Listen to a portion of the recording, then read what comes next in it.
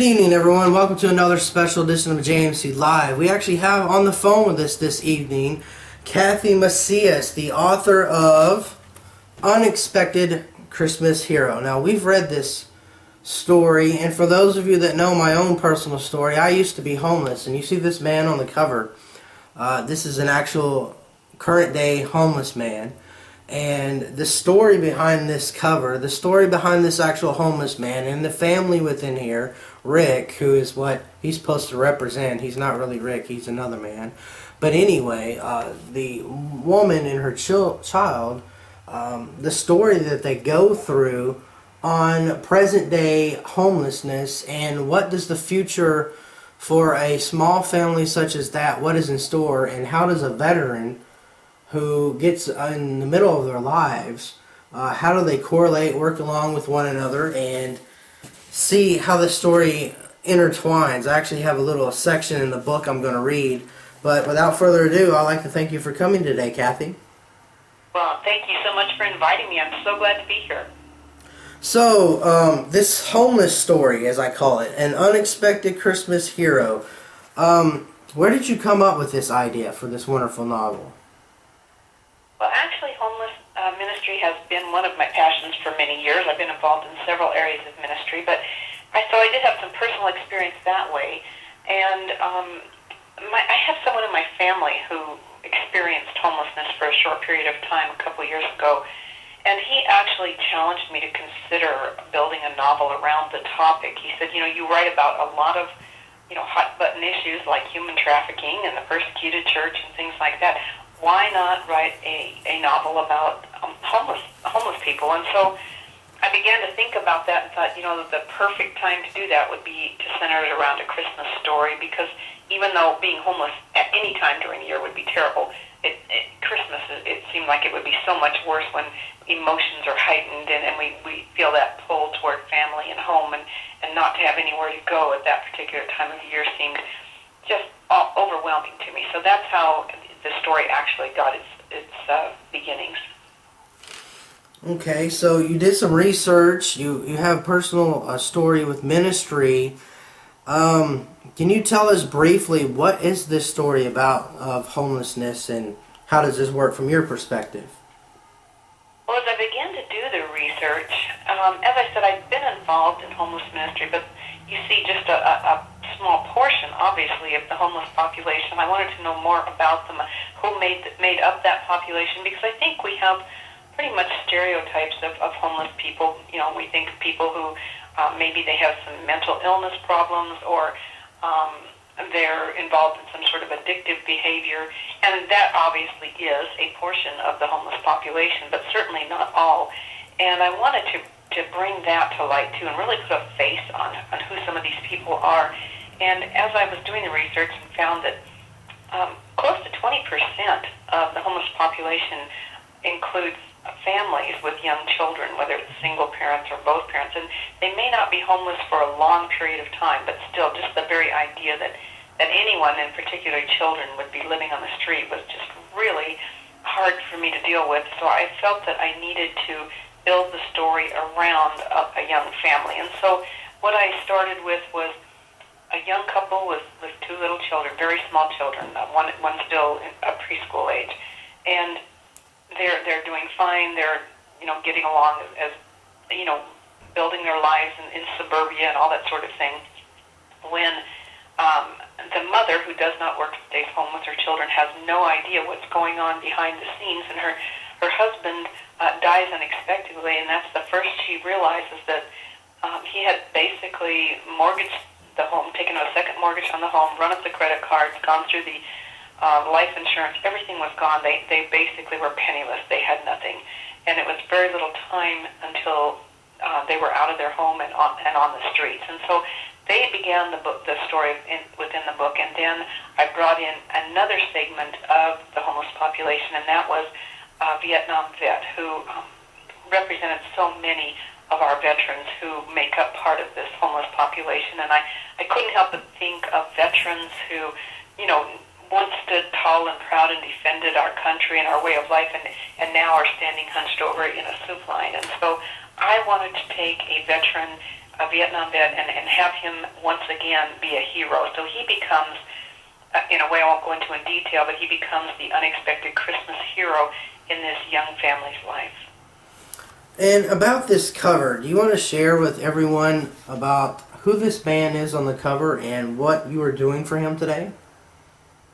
His name is Willard Parker, and I didn't know Willard, had never even heard of him when I was putting this book together. I turned the manuscript in, and the publisher was working through the production phases of it, and one of that part of that was getting the cover done. And so they assigned a photographer to come up with a picture for the front cover. And he and his wife were walking around Asheville, North Carolina, and around the streets there, looking for someone that might fit the picture of Rick, the homeless Vietnam vet in the book.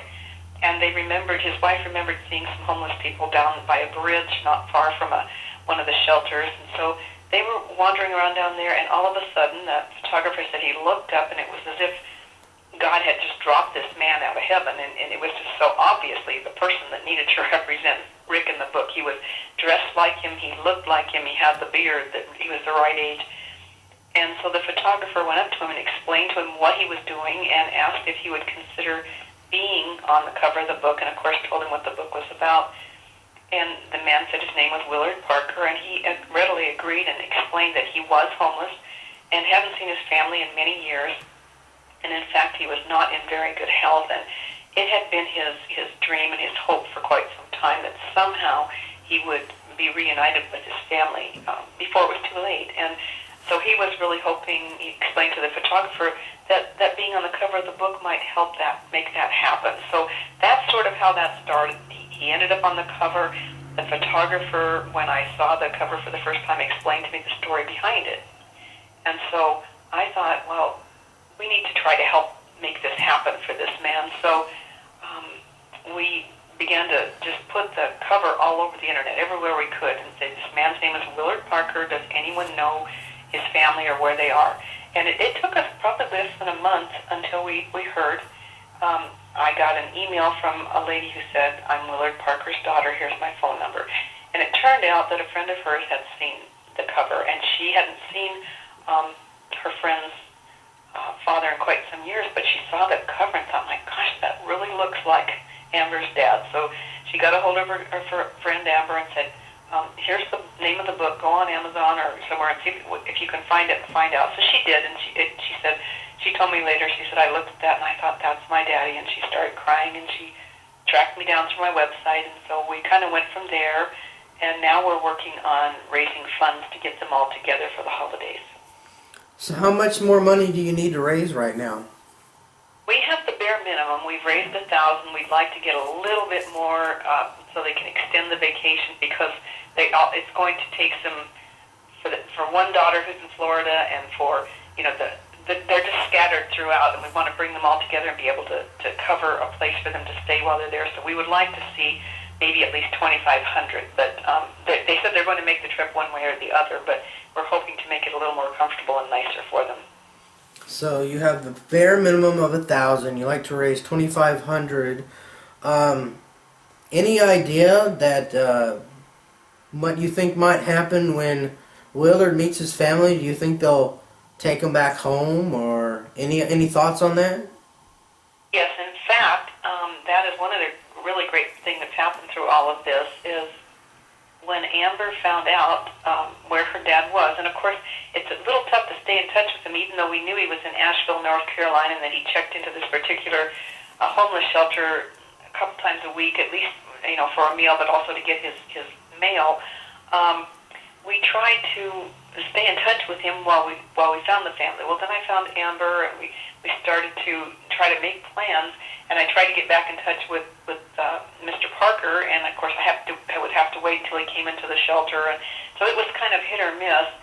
And so in the meantime, Amber talked to her mother, Mr. Parker's ex-wife. They had been separated for many years, but I guess there was not really any terrible bad feelings between them. And when she heard he wasn't well and where he was, she lives in Ohio. She got in her car, drove down, and just went up and down the streets where the homeless were there in Asheville, and kept driving around until she actually found him, and she took him home, and she is taking care of him. So he is up in Ohio with her now, waiting for the reunion, which will happen in Columbia, Tennessee, which is sort of midway between where the one daughter is in Florida and where the parents are now up in Ohio.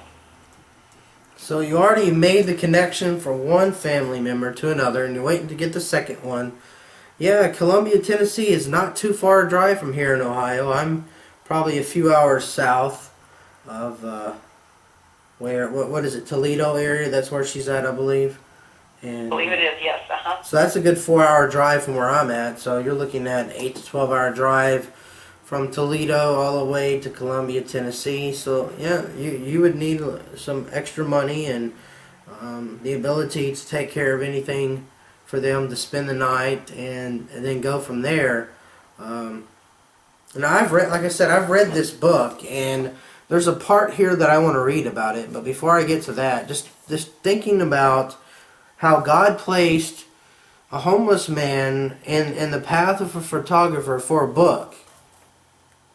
And then wonderful Kathy here is writing a novel about a veteran named Rick, and then the woman named Josie and her kids and her family, and what happens with that story.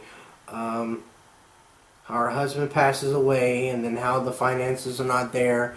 I know from my own personal experience with homelessness that there are many times, many different people that I would meet that were in these situations that could not provide for themselves, could not get to the next step for their lives.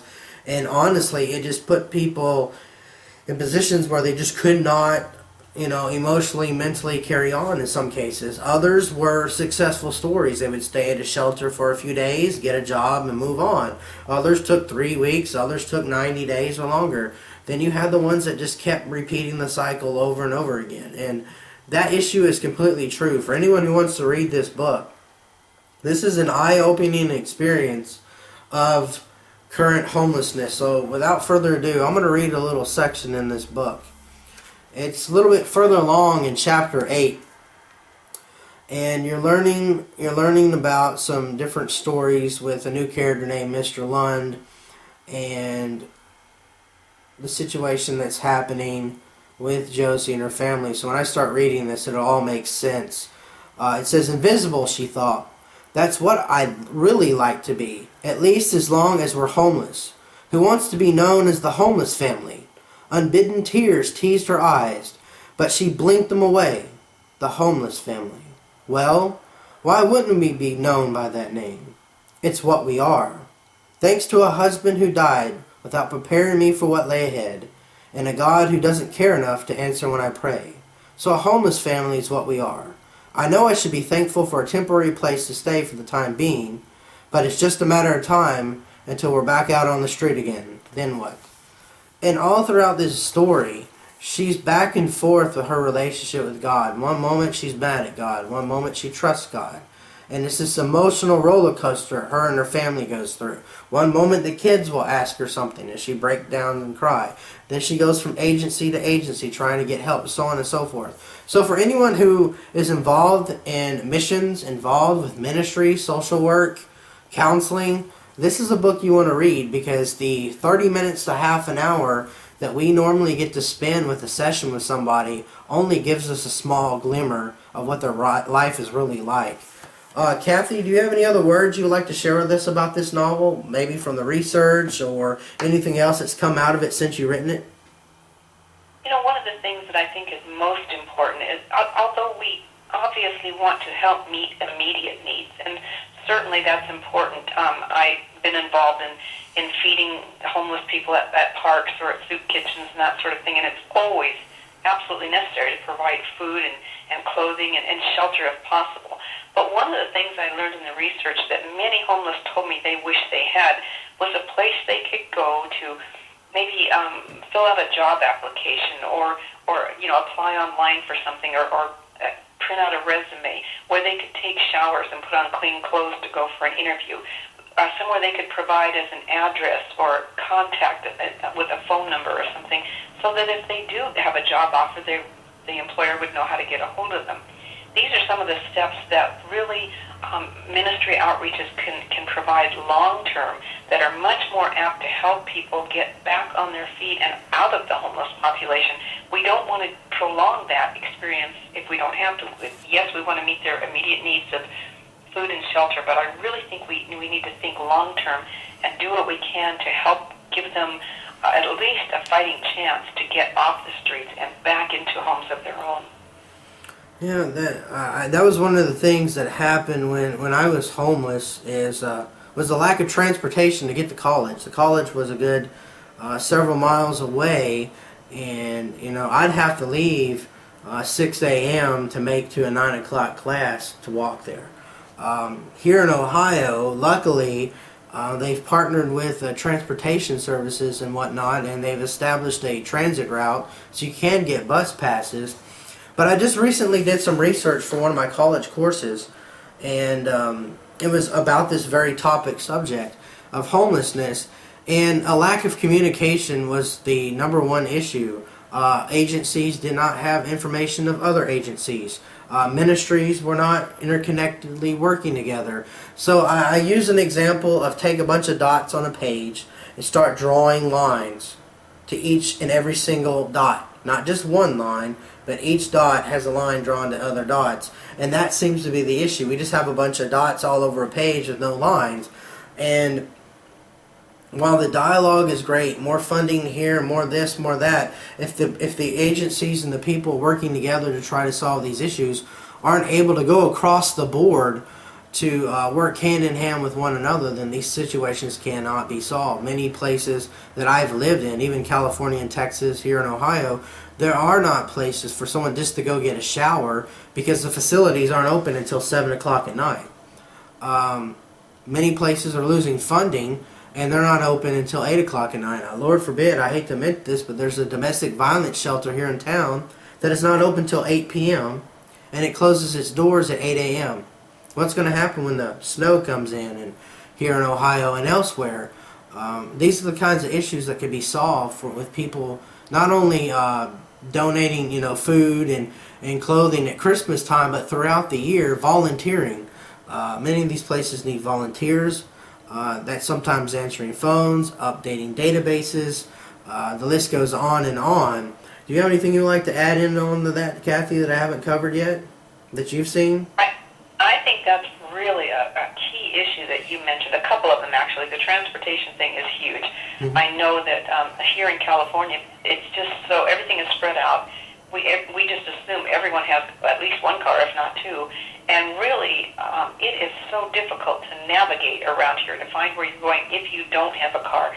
Yes, there is bus service, but sometimes it doesn't run in your area but once every hour, and you'll have to make 2 or 3 connections just to get somewhere. As you said, you could leave at 6 a.m. to be somewhere at 9, and it's the same way at night, and very often our buses here stop running at 7 o'clock at night, and so you can't get back home or wherever you need to come from. It's just very difficult for people who are struggling already with the homeless issue and trying to get back and forth to different agencies to apply here and there. And then the other thing you said is that they're not connected. That with today's databases and computers, this is the greatest need that we have. And if there were a way for volunteers or anyone to begin to connect those dots you talked about, to put things together so that maybe these homeless people who are already struggling, who have no possible way to get somewhere on time, just have one spot they can go to, sort of a general place where they can go and get all the information they need instead of going to 12 different places to fill out paperwork and try to get, aid and food stamps and a way to get their children to school. This would be, without doubt, the most cost-effective thing we could do if we had one central location that was connected to the others, and then we weren't wasting our time and theirs, and not to mention our money, in trying to fund these situations. We could do it more effectively if we had that one general spot that people could come to. So, and a more effective public transportation way to get there. Those are some of the big issues. You are absolutely right. You've hit on them because you've been there and you know that. And those are the things I heard mentioned most often when I talk to people on the street. And when I said, what are your biggest problems beyond what are you going to eat today and where are you going to sleep tonight? And those were the issues that came up time and again. Well, one of the other things that I've seen, I've been on committees and chairs for ministries. I've seen churches, and I understand in this day and age, many ministers have separate full-time jobs on top of their ministry, so that's why some of their doors are only open on Sundays. So this also leads to another issue that they don't have a lot of availability for meetings. This is why it's suggested, like she said, in the age of technology, me being a computer science major as well, there's things such as Google Docs. Google Documents allows multiple email account users to actively communicate in a chat room setting where there is a document, like a Word document or a PDF file, your choice, and you can live edit this file, log into this whenever you want. It doesn't cost any extra money. That's one of the suggestions that we made here, and some of the agencies are now starting to use it. The other wonderful thing is social media. There are many churches now and other agencies that I'm working with that are using Facebook groups, and they're making accounts for their employees, and they just leave a documented bulleted post. This is happening this day. Spread the information out. Here's the Word doc, the PDF file, the image. Go share. And when people log in, they find this information and they send it out. There's many cost-effective things that do not really require more funding. But on the other side, on the other side of it that I've seen is the argument of, well, if we do too much one way, we'll lose our funding and our grants and so on and so forth. So this is a very delicate situation, finding the right time. And as technology advances, communication styles are changing. And we have to learn to catch up onto this and be able to effectively do ministry, as the Bible talks about, become all things so that all men can become saved. Well, if we're not being able to stay up to date with what's happening, we're completely missing out. And I think that's what's happening across the country, where funding is going away. People are not donating as much money, so we have to become wise in how do we spend our time. I really think great that... point. Exactly. That is really a great point, and that is so effective, because social networking is something I got dragged into kicking and screaming. But once I learned it and saw the effectiveness of it, it is something that we can each do a little bit of, even as long as we know something about it. It doesn't have to be that time consuming. It's not that expensive, and it's a very effective way. For instance, that's how I found Mr. Parker's family. I didn't do anything else except post the cover with his picture all over the net, and it just took a matter of time till somebody saw it and passed it on. So this is one way that we could actually effectively maybe pull something together. If there are so many young people coming up today who are so much more knowledgeable when it comes to techie things than I am. But I know that a few hours of donated time here and there could make a huge difference if we were orchestrating something via the computer. And that's exactly right. I really think that, when Jesus talked about that we'll always have the poor, I understand when people hear that phrase and they think about it, they say, well, it's like a self-defeated phrase that there's nothing we can do, we can't help anyone. But then you hear stories such as myself where while I was homeless, I went to South Africa on a missions trip and got involved with ministry while homeless to get away from an abusive stepfather. Now, stories like mine don't happen every day, but there's a reason why they don't happen every day, because someone is not taking the time to invest in someone's life like they did mine. And just like with Kathy's investing in Willard's life, and just like maybe you're investing in someone's life, you may never see the seeds that you have sown into someone's life that quickly, such as Willard. But in this day and age of social media, there's no reason why things can't just rapidly grow and grow and grow. So Kathy, do you have any other final thoughts for us today? I think the only thing I would like to say at this point is, sometimes we look at a problem like homelessness, and it just, as you said, it just almost overwhelms us. It seems so huge, and then we think, what can I do? And so we end up doing nothing. The point is, we can't solve the problem ourselves. We can't take care of the whole issue. but each one of us can do one thing. And that's what I really encourage people to do is seek God and ask Him, what is the one thing that I can do? Whether it's volunteering time or donating money or getting on the net and helping to spread the word about something. There is at least one thing, and usually, of course, the very background, what we need the most is someone who's praying. And so everyone can do something, and that's what I really want to encourage people as we wind this up, is that don't let the magnitude of the problem overwhelm you. Ask God what you can do, and He will give you the answer, and He will give you the means to do it. You're exactly right. Today you could be the unexpected Christmas hero by simply sharing the Get Funding support to help Willard get home. You can order this book where at, Kathy? The easiest, it's available most places. The easiest would be to come to my website, which is Kathi, Kathi, Macias, Macias.com. They can order the book. They can read the story about Willard and how he was found. And there's a place they can click there to donate to the fund to provide this reunion.